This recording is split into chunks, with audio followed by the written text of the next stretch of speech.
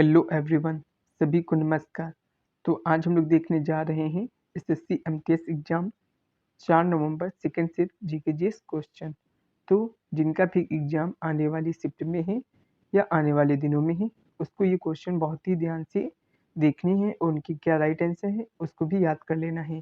तो शुरू करते हैं वीडियो बिना किसी देरी के। तो आपका पहला क्वेश्चन क्या है? आपका पहला क्वेश्चन है 86वां संविधान संशोधन द्वारा 11वां मौलिक कर्तव्य कब जोड़ा गया था? तो इसका राइट आंसर क्या हो जाएगा? 2002 में। सभी को पता होगा जो 86th कॉन्स्टिट्यूशनल अमेंडमेंट हुआ था, जो आपका कॉन्स्टिट्यूशनल अमेंडमेंट हुआ था वो कब हुआ था? 2002 में।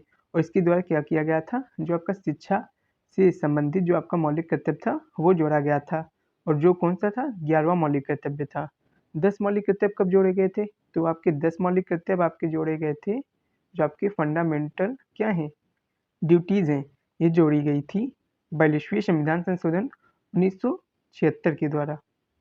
ठीक है। और जो आपका 11वां जोड़ा गया था वो जोड़ा गया था आपके 86th जो आपका कॉन्स्टिट्यूशनल अमेंडमेंट हुआ था उसके द्वारा सन 2002 में। ठीक है, तीन बातों को आपको याद रखना है। नेक्स्ट आपका है किसी भी देश में कितनी केंद्रीय बैंक हो सकते हैं? ठीक है, आपको बताना है सेंट्रल बैंक की संख्या किसी भी देश में तो हो सकती है केवल एक। ठीक है, जैसे अपने वहाँ कौन सा है आपका आरबीआई है, रिजर्व बैंक ऑफ इंडिया। तो किसी भी देश में केवल एक केंद्रीय बैंक हो सकता है। नेक्स्ट आपका अगला क्वेश्चन है शेरशाह सूरी का मकबरा कहाँ पर स्थित है? तो जो शेरशाह सूरी है इसका मकबरा बिहार के सासाराम शहर में स्थित है। शेरशाह सूरी का मकबरा जो इंडो इस्लामिक वास्तुकला का क्या है? एक बेहतरीन उदाहरण भी है। इसे भारत का दूसरा ताजमहल भी कहते हैं। क्या कहते हैं इसे? दूसरा ताजमहल भी कहते हैं भारत का। ठीक है, तो ये याद रखना है। तो शेरशाह सूरी का मकबरा कहाँ स्थित है? बिहार के सासाराम में। नेक्स्ट आपका अगला क्वेश्चन है निम्नलिखित में से कौन सी पुस्तक मुल्कराज आनंद की है? तो आपको उनकी सारी पुस्तक जब पता होंगी तो आप लोग इजिली दे सकते हैं कि कौन सी पुस्तक उनके द्वारा लिखी गई है। तो जैसे आपकी है private life of an Indians prince, तो ये इनकी पुस्तक का नाम है। और इनकी एक और बहुत ही महत्वपूर्ण पुस्तक है अनटचेबल। क्या आपकी? अनटचेबल। तो ये भी इन्हीं की पुस्तक का क्या है? नाम है। तो ये दोनों बुक बहुत ही इंपॉर्टेंट है जो लिखी गई है मुल्कराज आनंद द्वारा। तो ये बातें आपको याद रखनी है। नेक्स्ट आपका अगला है रजनी हेब्बर किस भारतीय लोक संगीत से संबंधित है? तो आपके रजनी हेब्बर भारतीय कर्नाटक संगीत से संबंधित है। ठीक है, कौन से? कर्नाटक संगीत से। ठीक है, यहाँ पे गलत लिखा हुआ है, कर्नाटक का संगीत होगा। ठीक है, कर्नाटक नाटक म्यूजिक से क्या है ये आपकी संबंधित है। रजनी हेब्बर कर्नाटक संगीत दक्षिण भारत का एक प्रमुख क्या है? शास्त्रीय संगीत रूप है। तो ये आपको याद रखना है। नेक्स्ट आपका है भारतीय संविधान की प्रस्तावना में किस प्रकार की स्वतंत्रता शामिल नहीं है? तो जब आपको पता होगी कि कौन कौन सी स्वतंत्रता शामिल है तो आप लोग इजीली इसका आंसर दे सकते हैं कि कौन सी स्वतंत्रता शामिल नहीं है। तो भारतीय संविधान की प्रस्तावना में आर्थिक स्वतंत्रता शामिल नहीं है। कौन कौन सी स्वतंत्रता शामिल है? विचार की स्वतंत्रता है, अभिव्यक्ति की स्वतंत्रता है, विश्वास की स्वतंत्रता है, आस्था की स्वतंत्रता है और पूजा की स्वतंत्रता शामिल है, लेकिन आपकी आर्थिक स्वतंत्रता शामिल नहीं है। नेक्स्ट आपका है निम्नलिखित में से कौन सा बायोस्फीयर जो आपका है रिजर्व उत्तराखंड राज्य से संबंधित है? तो उत्तराखंड राज्य में कौन सा बायोस्फीयर रिजर्व है? तो वो आपका है नंदा देवी बायोस्फीयर रिजर्व। और पूछा जाता है जो पहला नेशनल पार्क था वो कौन सा था? तो वो आपका था जिम कार्बेट नेशनल पार्क, जो कहाँ स्थापित किया गया था? उत्तराखंड में। कब स्थापित किया गया था? 1936 ईस्वी में। ये भी आपको याद रखना है। ठीक है, इससे पहले क्या कहा करते थे? हैली नेशनल पार्क कहते थे। ठीक है, बाद में इसका नाम क्या पड़ा था आपका जिम कार्बेट नेशनल पार्क। और जो क्या है यूनेस्को की विश्व धरोहर स्थल में भी शामिल है। तीन बातों को आपको याद रखना है। नेक्स्ट आपका भारत में नीति आयोग के सीईओ कौन है? क्या बात पूछी जा रही? सीईओ कौन है भारत में नीति आयोग के? तो वर्तमान में आपके भारत के सीईओ कौन है? तो वो है आपके वी आर सुब्रमण्यम। कौन है? वी आर सुब्रमण्यम जी। ठीक है, तो याद रखना है। नेक्स्ट आपका है अगला क्वेश्चन जो आपके 1757 में प्लासी का युद्ध हुआ था उसके बाद अंग्रेजों ने किसे बंगाल का नवाब बनाया था? ये आपको पता होना चाहिए कि 1757 में जो प्लासी का युद्ध हुआ था किसके बीच में हुआ था? तो बंगाल की नवाब थी सिराजुद्दौला। कौन थी? सिराजुद्दौला। ठीक है, और कौन था? और था आपकी कौन? आपके अंग्रेज की तरफ से जो संयुक्त सेना थी उसके कौन थे, रॉबर्ट क्लाइव थे, ठीक है। तो रॉबर्ट क्लाइव नेतृत्व कर रहे थे अंग्रेजी सेना का, और जो बंगाल के नवाब सिराजुद्दौला थे, इन दोनों के बीच में हुआ था युद्ध, और कौन हार गया था, सिराजुद्दौला की हार हुई थी। उसके बाद क्या हुआ था, बंगाल का नया नवाब कौन बनाया गया था, मीर जाफर, ठीक है, जो अंग्रेजों द्वारा बनाया गया था। तो इन बातों को आपको याद रखना है। नेक्स्ट है आपका 2023 में पुरुष एशिया कप फाइनल विजेता टीम कौन थी, तो आपकी कौन सा टीम थी, अपने यहाँ प्यारा भारत था जिसने क्या किया है 2023 में पुरुष एशिया कप का फाइनल जीता है, वो 8वीं बार जीता है, ठीक है। वो भी कौन सी टाइम, 8th टाइम ये क्या जीता है, पुरुष एशिया कप का फाइनल कप जीता है, ठीक है। नेक्स्ट आपका अगला है, उत्तराखंड लोक सेवा आयोग ने 2022 में महिला आरक्षण कितने प्रतिशत दिया है, ठीक, ये आपको बताना है। तो कितने प्रतिशत दिया है आपका 30%, ठीक है, कितना परसेंट है आपका 30% दिया था, तो ये आपको याद रखना है। नेक्स्ट आपका अगला है, थेरवाद भारत की निम्नलिखित पड़ोसी देशों में से कहाँ से संबंधित है, बताइए कि थेरवाद भारत की किन किन पड़ोसी देशों से संबंधित है। तो थेरवाद बौद्ध धर्म भारत के पड़ोसी देशों में मुख्य रूप से Sri Lanka, Myanmar, Thailand, Laos, Cambodia में प्रचलित है।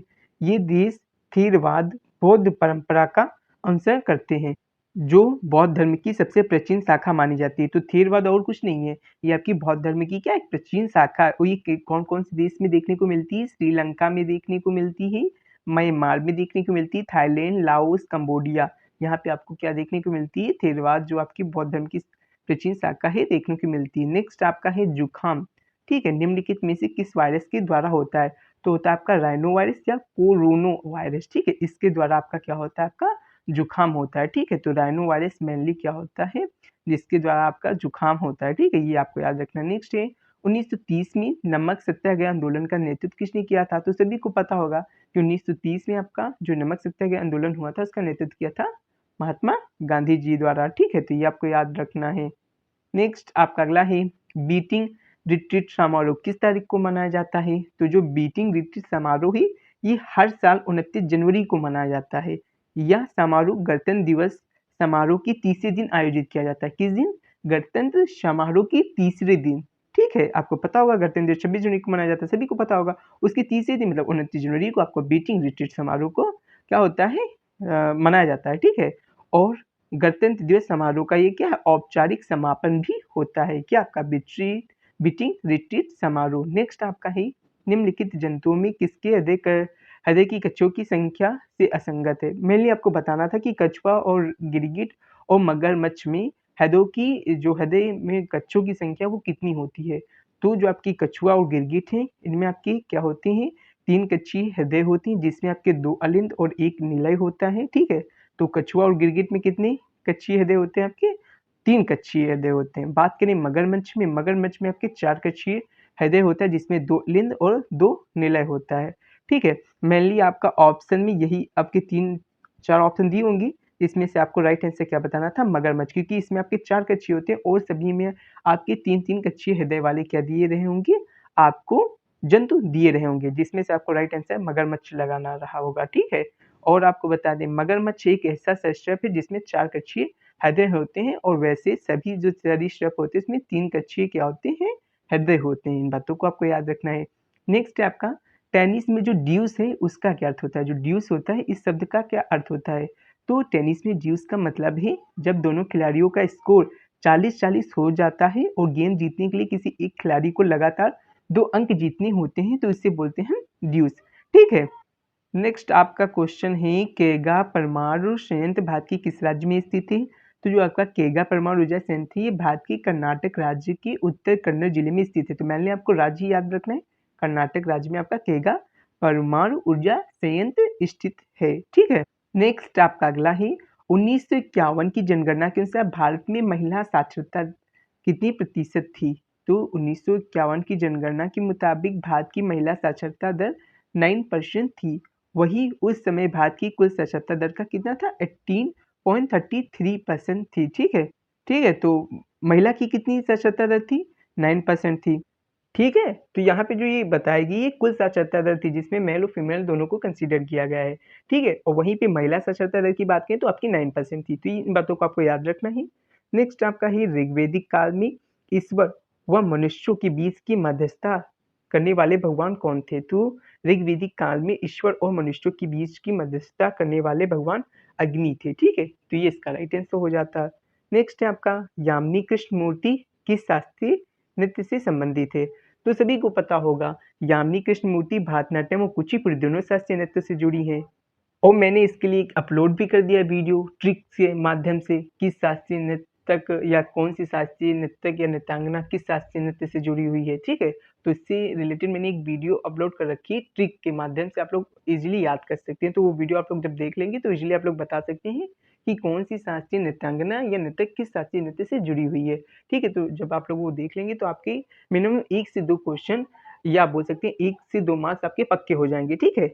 अब हम इंग्लिश में देख लेते हैं, जो छात्र इंग्लिश में देखते हैं, मतलब जो इंग्लिश में पेपर को देते हैं वो लोग देख लें। When was the 11th fundamental duty added by the 86th constitutional amendment? तो ये आपको बताना है, तो आप लोग इजीली दे सकते हैं कि 86 जो कॉन्स्टिट्यूशनल अमेंडमेंट हुआ था वो आपका हुआ था 2002 में, ठीक है? इसके द्वारा क्या हुआ था, आपका 11th फंडामेंटल ड्यूटी जोड़ा गया था। बात करें आपके 10 जो फंडामेंटल ड्यूटी जोड़ी गई थी वो आपकी जोड़ी गई थी कौन से, आपकी जो 42 वाला आपका जो क्या था कॉन्स्टिट्यूशनल अमेंडमेंट हुआ था 1976 में, इसके द्वारा आपकी 10 फंडामेंटल ड्यूटी जोड़ी गई थी। नेक्स्ट आपका है how many central banks can there be in any country? तो बताना है किसी भी बैंक मतलब किसी भी देश में कितने सेंट्रल बैंक हो सकते हैं? तो बताया था जैसे कि आपके एक सेंट्रल बैंक हो सकता है, तो 1 सेंट्रल बैंक, ठीक है?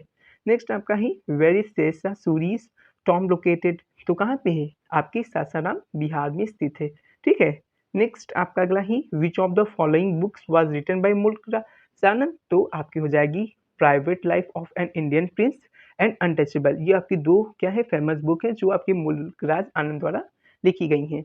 नेक्स्ट आपका ही Raj Rajni Haber is associated with which form of Indian classical music? तो इसका राइट आंसर क्या हो जाएगा, इसका राइट आंसर हो जाएगा कर्नाटक म्यूजिक, ठीक है? कौन सा, कर्नाटक म्यूजिक, ठीक है? यहाँ पे कर्नाटक के होना चाहिए, ठीक है?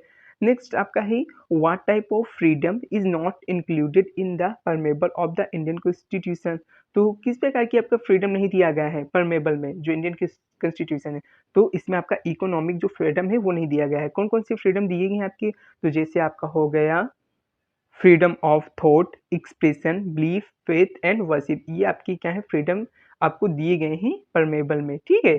ऑफ द इंडियन कॉन्स्टिट्यूशन के। नेक्स्ट आपका अगला क्या है which of the following biosphere reserve is related to the state of Uttarakhand? तो इसका राइट आंसर हो जाएगा आपका ना नंदा देवी बायोस्फीयर रिजर्व, ठीक है? तो इसका राइट आंसर हो जाएगा। नेक्स्ट आपका है who is the CEO of नीति